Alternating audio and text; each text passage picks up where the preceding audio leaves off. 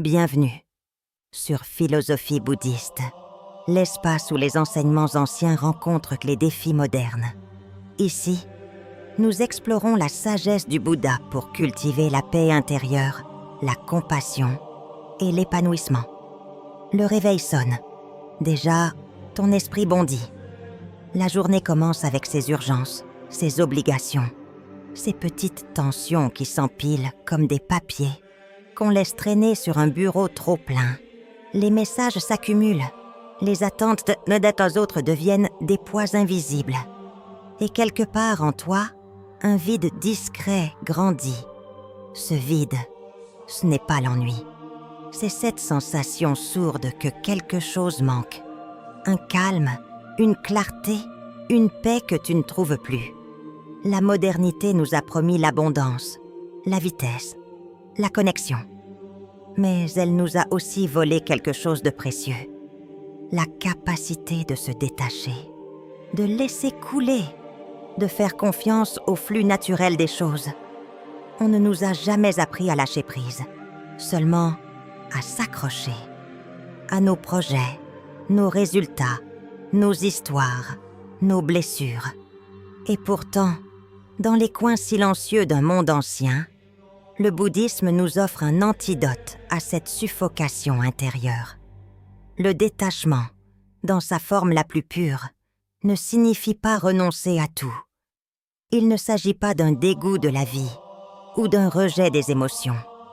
Il s'agit d'un art subtil, celui de vivre pleinement sans se laisser posséder par ce qu'on vit, d'agir avec engagement, mais sans s'enchaîner aux résultats, d'aimer sans vouloir enfermer, d'accepter la beauté de l'instant sans lui imposer de durer. Pourtant, cette idée heurte de plein fouet nos instincts modernes. Nous avons été conditionnés à croire que tout peut être conquis, maîtrisé, possédé. Qu'une vie réussie est une vie bien tenue, bien organisée, bien contrôlée. Alors quand l'incertitude surgit, quand un emploi disparaît, qu'une relation s'effrite, que le monde change sans prévenir, c'est la panique. Et si ce n'était pas une punition? Et si cette perte était un rappel, une invitation à apprendre à vivre autrement? Le détachement, ce n'est pas fuir. C'est rester debout dans la tempête sans essayer de l'arrêter. C'est apprendre à ne pas se noyer dans ce qu'on ne peut retenir. C'est faire de l'espace, en toi, pour ressentir sans se laisser avaler, pour agir sans se rigidifier, pour être sans avoir à tout définir. Dans les enseignements bouddhistes, cette sagesse se transmet souvent à travers des métaphores très simples. Une feuille qui suit le courant, un nuage qui passe, une cloche qu'on ne frappe qu'une fois. Chaque image nous rappelle que la vie n'a jamais été faite pour être figée. Elle respire, elle change, elle danse, elle échappe. Vouloir l'arrêter, c'est s'épuiser à retenir l'eau entre ses doigts. Alors, pourquoi ne pas réapprendre cette ancienne sagesse? Pourquoi ne pas explorer ce qu'il se passe quand on choisit de ne plus tout contrôler? Non pas par faiblesse, mais par confiance, par compréhension et peut-être par amour de la paix intérieure. C'est un chemin, pas une solution rapide, mais ceux qui l'empruntent découvrent une vérité. On ne perd rien à se détacher. Au contraire, c'est là qu'on commence à vraiment vivre. Dans un petit monastère caché dans les montagnes, un jeune moine reçoit un cadeau de son maître. Une tasse de porcelaine, fine, fragile, sublime. Le genre d'objet qu'on tient à deux mains. Le genre de chose qu'on chérit sans trop savoir pourquoi. Elle devient son trésor silencieux. Elle le suit partout. Elle n'est pas qu'un outil. Elle est un symbole, un lien, un souvenir incarné. Mais un jour, alors qu'il prépare le thé, la tasse glisse. Elle tombe et se brise. Le silence qui suit est plus violent que le bruit du choc. Le moine se fige. Ce n'est pas une tasse qui s'est brisée, c'est une attache, une sécurité, une part de lui. Quand son maître entre, le jeune moine s'attend à une réprimande. Mais le vieux sage sourit et dit simplement « Cette tasse était déjà cassée depuis le début ». Ces mots, le moine ne les comprend pas tout de suite. Ils paraissent absurdes. Comment un objet aussi parfait pouvait-il être, dès le départ, destiné à se briser? Mais dans le calme qui suit, il commence à voir. Ce n'est pas la tasse qu'on pleure, c'est l'illusion qu'elle allait durer. La tasse n'est qu'un rappel, que tout ce qu'on tient entre nos mains est déjà en train de changer. Que rien ne reste, ni les objets, ni les gens, ni même ce qu'on pense de soi. Le détachement ici ne demande pas d'être froid ou insensible. Il ne dit pas « ne ressens rien ». Il dit « ressens, mais ne t'enchaîne pas. Aime, mais ne retiens pas. Apprécie, mais sache que ça passera. » Et dans cette conscience, il y a une liberté immense. Combien de fois dans nos vies nous nous accrochons à des choses qui sont déjà en train de nous quitter? Une relation qui ne respire plus. Un rêve devenu cage. Une identité qui ne nous correspond plus. Et pourtant, on s'acharne. Par peur, par habitude, par refus d'accepter que tout est impermanent. Mais cette résistance ne protège pas. Elle fait mal. Elle alourdit. Elle enferme. Et ce n'est qu'en laissant partir qu'on peut à nouveau marcher léger. Le maître du moine ne voulait pas le consoler. Il voulait le réveiller, lui rappeler que ce qu'il perd n'était jamais censé rester, et que c'est précisément cela qui donne à la vie sa beauté, ce sentiment de tenir quelque chose de précieux, tout en sachant qu'il faudra un jour le laisser aller.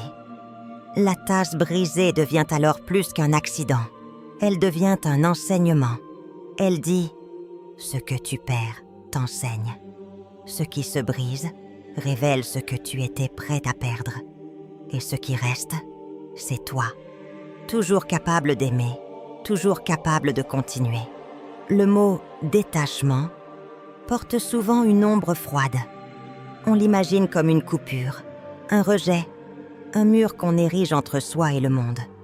Beaucoup le confondent avec de l'indifférence.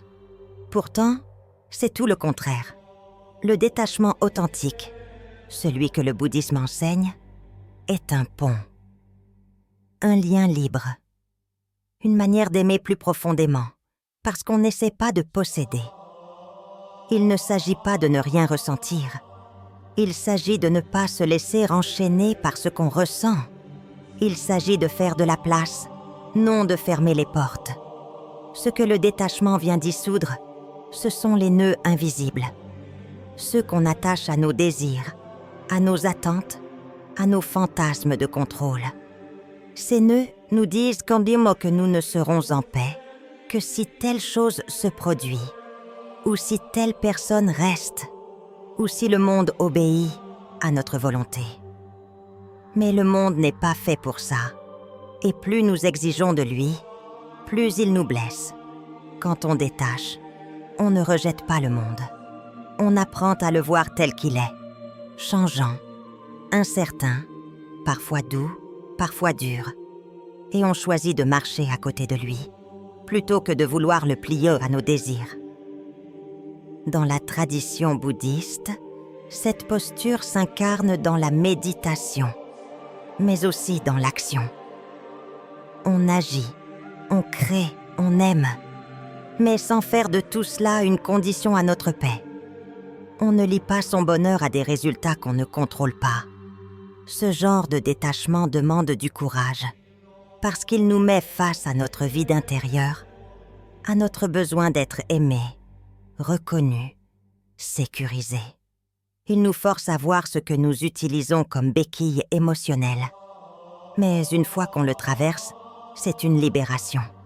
Le monde devient un lieu de jeu, d'expérience, de présence. Et non une scène où l'on cherche désespérément à valider son existence. Le détachement ne supprime pas la douleur, mais il empêche la douleur de devenir souffrance. Il nous apprend à ne plus amplifier ce qui est déjà difficile, à laisser passer plutôt que ruminer, à accueillir plutôt que résister. C'est un état de maturité, une manière de vivre en se souvenant que rien ne nous appartient vraiment, pas même ce corps, pas même cette pensée. Et dans cette vérité, ce n'est pas la peur qui grandit, c'est la clarté, c'est la paix. C'est une vie vécue dans la fluidité plutôt que dans la crispation. Il y a des moments dans la vie où tout semble s'écrouler. On perd ce qu'on croyait acquis. Les choses ne se passent pas comme prévu. Et notre premier réflexe, c'est la panique. On veut corriger, réparer, contrôler. On veut forcer la rivière à couler dans l'autre sens. Mais à force de lutter contre le courant, on s'épuise. Et on oublie une chose simple. L'eau coule vers son chemin, avec ou sans nous. Peut-être alors que la vraie sagesse n'est pas dans l'opposition, mais dans la confiance. Cette confiance n'est pas naïve. Ce n'est pas croire que tout ira bien à tout moment. C'est comprendre que même le chaos a son ordre. Même la perte a sa leçon. Même le vide peut devenir un espace fertile. Dans la tradition bouddhiste, on parle souvent de l'impermanence. Rien ne dure. Et c'est dans cette vérité que naît la possibilité d'une paix intérieure durable. Parce que si tout passe, alors tout ça ce qui fait mal aussi passera. Et tout ce qui fait peur n'est qu'un vent de passage. Quand on s'autorise à croire cela, on commence à vivre autrement. On arrête de forcer les choses. On agit, oui, mais sans crispation, sans se faire du mal pour un résultat qu'on ne maîtrise pas. C'est comme semer une graine. Tu la plantes, tu l'arroses, tu la protèges. Mais tu ne tires pas sur la tige pour qu'elle pousse plus vite. Tu fais ta part, puis tu laisses faire la terre, le soleil, le temps. Et cette patience-là, c'est un acte de foi. La confiance dans le flux naturel de la vie, ce n'est pas l'inaction. C'est l'action juste, suivie du lâcher-prise. C'est dire « J'ai donné le meilleur de moi. Maintenant, je me retire. Je laisse venir ce qui doit venir. Et si rien ne vient, peut-être que le vide aussi est une réponse. Peut-être qu'il prépare autre chose. Peut-être qu'il te libère de ce que tu n'aurais jamais eu le courage de quitter toi-même. Apprendre à vivre ainsi, c'est apprendre à respirer autrement, à laisser les portes ouvertes, à ne plus avoir besoin de tout comprendre tout de suite. C'est choisir la fluidité plutôt que la fixation, la clarté plutôt que la peur. Et dans cette posture intérieure, les choses changent. Pas parce qu'on les force, mais parce qu'on est enfin aligné avec le rythme du vivant.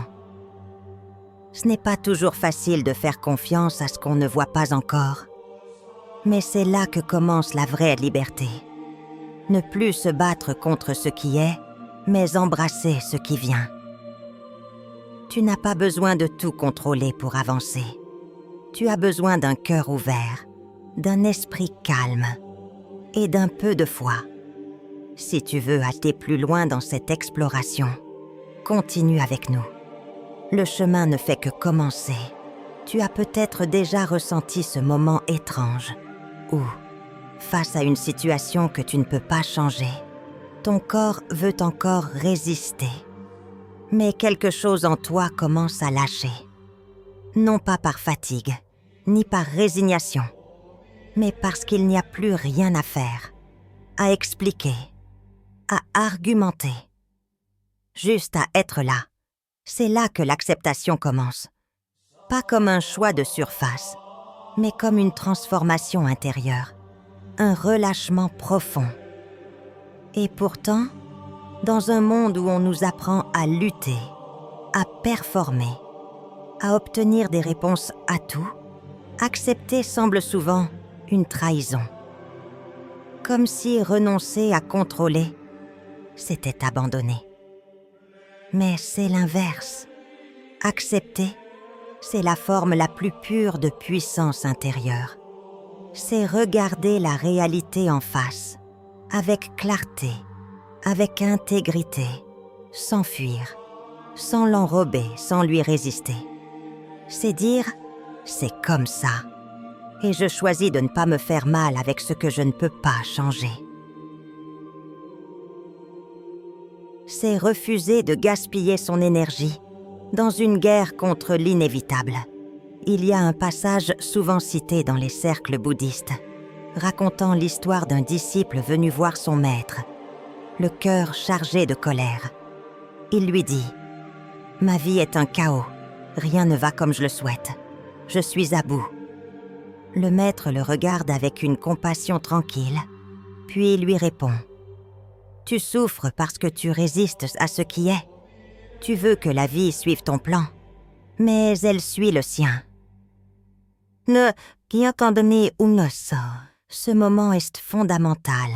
Il éclaire une confusion fréquente. Accepter ne veut pas dire approuver. Accepter ne veut pas dire se soumettre à l'injustice ou tolérer l'inacceptable.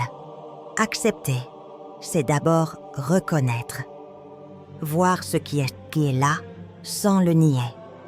Car ce que l'on nie continue à nous contrôler. Ce qu'on accepte, on peut enfin transformer. Mais comment faire pour vraiment accepter une réalité douloureuse? Une rupture? Une maladie? Un échec? Un deuil? La clé se trouve dans l'espace qu'on se donne entre l'événement et la réaction. C'est dans cet intervalle qu'on peut choisir de ne pas alimenter la spirale émotionnelle, de ne pas se raconter une histoire dramatique supplémentaire. Juste accueillir le moment, sans fioriture, sans projection. Juste le présent. Le problème, c'est que notre esprit a horreur du vide. Il comble l'incertitude par des récits. Il enchaîne les pensées comme un feu qui dévore tout. Et c'est là que l'acceptation devient une pratique. Pas une décision qu'on prend une fois, mais un exercice qu'on recommence chaque jour, chaque heure parfois.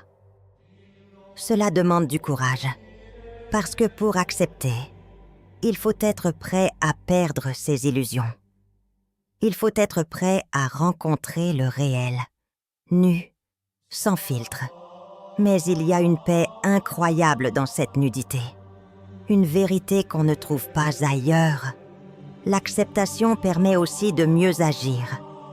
On croit souvent que lutter nous rend plus efficaces. Mais c'est faux. La lucidité calme permet une action plus juste, moins réactive, moins impulsive. On ne réagit plus par peur ou colère. On répond avec clarté. C'est la posture du maître archer. Il connaît le vent. Il observe la cible. Il sait que certaines variables lui échappent. Mais il ajuste, il tire, puis il lâche. Il ne maudit pas l'air. Il ne hurle pas contre le mouvement de la flèche. Il fait sa part, et le reste ne lui appartient plus. Dans la vie, nous avons tant de flèches à tirer, sans garantie de résultat. Nos efforts, nos choix, nos mots. Tout ce qu'on envoie vers le monde. Mais accepter que tout ne nous revient pas, que l'issue nous dépasse, c'est grandir. C'est sortir de l'illusion de toute puissance. C'est découvrir une humilité féconde, paisible. Pense au moment de ta vie où tu as enfin cessé de lutter. Peut-être après un départ, une séparation, une perte. Et au creux de cette chute, tu as senti une étrange paix, une clarté nouvelle. Ce n'est pas une faiblesse, c'est une renaissance. L'acceptation fait tomber les murs et ouvre les fenêtres. Elle nous permet de respirer à nouveau. Cette pratique n'est pas spectaculaire. Elle ne fait pas de bruit. Elle agit en silence, comme une rivière qui façonne la pierre. Mais ses effets sont profonds. Moins de stress, plus de présence, plus de liberté intérieure. Et surtout, une capacité accrue à aimer, sans condition, sans attente. Accepter, ce n'est pas se détourner du monde, c'est enfin le rencontrer, tel qu'il est, et s'y mouvoir avec une grâce nouvelle. Un jour, dans un village perdu entre collines et silence, un cheval sauvage apparaît dans le jardin d'un vieil homme. Les habitants accourent. Quelle chance! Mais l'homme, serein, répond. Chance ou malchance, qui peut savoir? Quelques jours plus tard, son fils tente de monter le cheval, tombe, se casse la jambe. Les voisins reviennent. Quelle tragédie! Le vieil homme répond de nouveau. Tragédie ou bénédiction, qui peut savoir? Bientôt, la guerre éclate. Tous les jeunes hommes sont enrôlés, sauf son fils, blessé. Les villageois. Quelle chance vous avez! Et le vieil homme, toujours. Qui peut savoir? Cette histoire bouddhiste circule depuis des siècles. Et elle reste toujours un miroir de nos vies.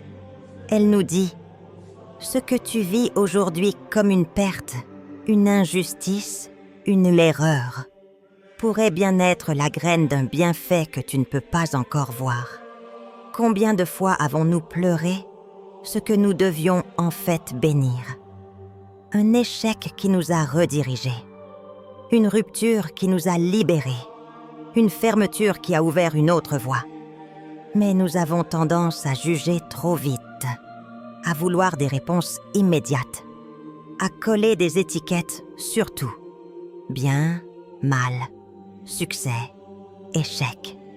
Et dans ce besoin de contrôle narratif, nous passons à côté de la subtilité de la vie. La vérité, c'est que la vie est plus complexe que nos grilles de lecture. Elle tisse des motifs qu'on ne comprend qu'après coup. Et souvent, ce qui semblait une catastrophe était en réalité une redirection, un réajustement, une protection déguisée.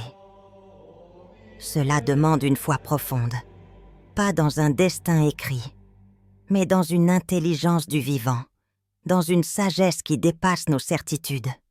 Une foi qui ne cherche pas toujours à comprendre, qui dit « Je ne vois pas encore le sens, mais je sais qu'il viendra. » Dans ce regard-là, tout change.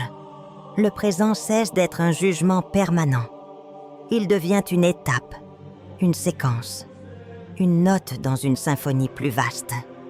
Il y a cette autre histoire, celle d'un homme qui découvre un cocon et, par compassion, l'ouvre pour aider le papillon à sortir.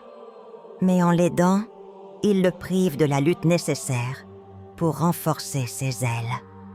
Le papillon meurt, incapable de voleur. Là encore, ce récit nous enseigne. La difficulté n'est pas toujours une ennemie. Elle est parfois une étape initiatique, un passage, une mue. Dans nos vies, les moments les plus durs ne sont pas ceux qui nous détruisent. Ce sont ceux qui nous décapent, qui enlèvent ce qui n'est plus vrai, qui nous rendent à nous-mêmes. Mais pour le voir, il faut accepter de ne pas comprendre tout de suite. Il faut ralentir, se taire, écouter et faire confiance. Ce n'est pas du fatalisme, c'est de la maturité. C'est choisir de vivre avec le cœur ouvert, même quand on ne voit pas la lumière au bout du tunnel. C'est se rappeler que la vie n'est pas un problème à résoudre, mais un mystère à vivre. Alors, quand quelque chose sort de ta vie, ne t'accroche pas. Quand quelque chose ne marche plus, ne force pas. Observe, écoute, et dis-toi, peut-être que ce que je perds, c'est que ce qui m'empêchait de grandir. Ce n'est pas toujours évident, mais c'est dans cette posture que naît la vraie paix intérieure, non pas celle qui dépend des circonstances. mais celle qui vient de la confiance. Ce qui doit partir part, ce qui doit venir vient. Et tout a un sens, même si ce sens ne se révèle que plus tard. Un jeune disciple se présente devant son maître, l'air tourmenté. « Mon esprit est un chaos, maître. Je veux méditer, mais je n'y arrive pas. » Le maître lui tend alors un verre d'eau rempli de poussière. Il l'agite doucement. « Regarde, » dit-il. L'eau devient trouble, opaque. Puis, il pose le verre et attend. Peu à peu, la poussière descend, l'eau s'éclaircit. « C'est ton esprit, » dit le maître. Il suffit d'attendre. La méditation, contrairement à ce qu'on croit, n'est pas un exercice de concentration extrême. Ce n'est pas un combat contre les pensées. C'est une posture d'accueil. Une manière d'être présent sans juger, sans modifier, sans vouloir que l'instant soit autre que ce qu'il est. C'est dans cet état de présence silencieuse que le tumulte intérieur commence à s'apaiser. Pas parce qu'on l'a forcé, mais parce qu'on a cessé de l'alimenter. Dans notre monde saturé de stimuli, de notifications, de sollicitations constantes, nos esprits sont comme ce verre secoué en permanence. On ne laisse jamais la poussière retomber. On saute d'une pensée à l'autre, d'un écran à l'autre, d'une émotion à l'autre, sans pause. Et pourtant, il suffirait parfois de quelques minutes de silence pour retrouver un centre, une base, un socle. La méditation n'est pas un luxe, c'est une nécessité. Elle n'est pas réservée aux moines. Elle est un droit de chaque être humain, un retour à soi, un acte de survie psychique. Elle permet de se reconnecter à une clarté naturelle présente en chacun. Pratiquer la méditation, c'est apprendre à regarder passer ses pensées sans s'y accrocher, à sentir ses émotions sans s'y noyer, à être là, simplement, entièrement. Ce n'est pas un acte spectaculaire, c'est une révolution silencieuse. Chaque respiration consciente est une graine de paix semée en soi. Et plus on pratique, plus on découvre une chose précieuse. La paix n'est pas quelque chose qu'on atteint, c'est quelque chose qu'on révèle. Elle est là, toujours, sous la surface. Il suffit d'arrêter de brasser. La méditation est un rappel, un retour, une reconnexion au vivant. Elle ne promet pas une vie sans douleur, mais elle permet de ne plus souffrir inutilement. Elle offre de l'espace à l'intérieur, un espace où tout peut être vu, accueilli, accepté. Et dans cet espace, on découvre la vraie liberté, celle de ne pas réagir à chaque stimulus, celle de choisir ses pensées, ses mots, ses actes, celle de vivre en conscience. Tu viens de traverser un chemin de transformation intérieure, détachement, acceptation, confiance, clarté. Ce ne sont pas des concepts abstraits, ce sont des pratiques concrètes, des choix quotidiens. Et maintenant que tu les connais, tu peux commencer à les vivre, chaque jour, chaque instant, pas pour être parfait, mais pour être libre. Si ce voyage t'a parlé, ne le garde pas pour toi. Partage ce message, pratique, inspire et surtout, continue. Car la paix intérieure n'est pas une destination, c'est un art de vivre. À toi de le cultiver.